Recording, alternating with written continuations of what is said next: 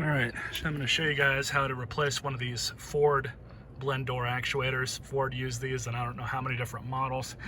This car should be good for, this installation should be good for a 2008 to 2011 Ford Focus.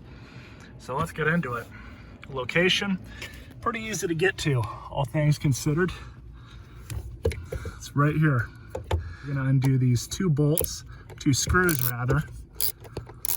And there's one up here at the top, which of course the camera can't really see it all that well, but right there, we're gonna take those two out and then we're gonna pop this harness off. So with those two out, just like that. Might need to use a small screwdriver, but it comes out pretty easily. Just to make sure that everything's the same, and it is.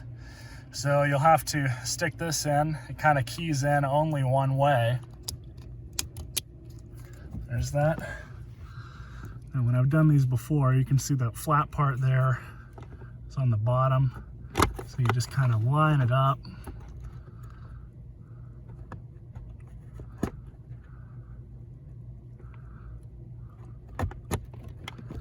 And just like that.